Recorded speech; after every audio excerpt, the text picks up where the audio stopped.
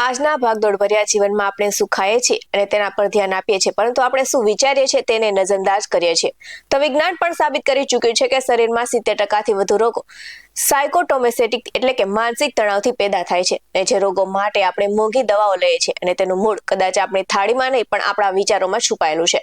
તો ચાલો જાણીએ ચિંતા કઈ રીતે આપણી પાચન શક્તિથી લઈને હોર્મોન સુધીની સિસ્ટમને ખોરવી નાખે છે. નમસ્કાર દર્શક મિત્રો, BS9 TV ન્યૂઝમાં આપની સાથે હું છું નેહા પટેલ.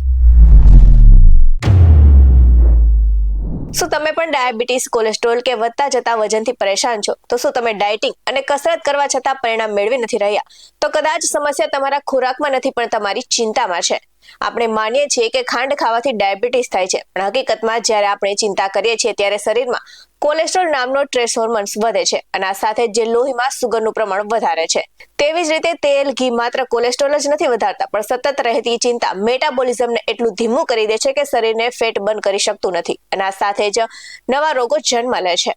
તો અતિશય ચિંતાથી હૃદયના ધબકારા વધે છે અને આ સાથે જ કોર્ટિસોલ હોર્મોન્સનું સ્તર વધવાથી ધમનીઓમાં બળતરા અને હૃદયના સ્વાસ્થ્ય પર જોખમ વધે છે. તે મગજ અને ચેતાતંત્રની કાર્યક્ષમતા પણ બગાડે છે અને સતત તણાવને કારણે સ્નાયુઓમાં જકડન પેદા થાય છે, જેનાથી પીઠ, કમર અને માથામાં સતત દુખાવો અનુભવાય છે.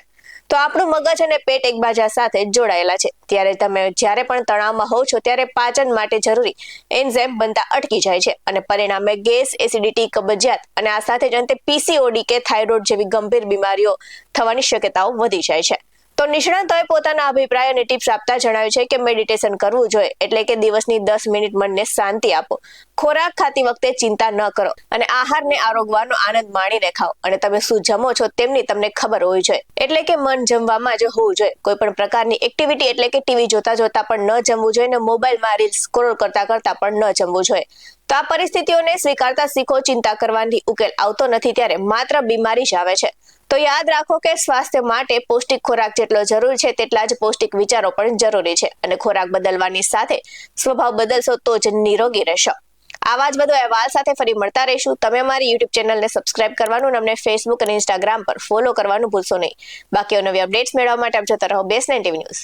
અહીં આપવામાં આવેલી જાણકારી વિવિધ નિષ્ણાતોના જણાવ્યા પર આધારિત છે. BS9 TV ન્યૂઝ આવી કોઈ પુષ્ટિ નથી કરતું. નમસ્કાર.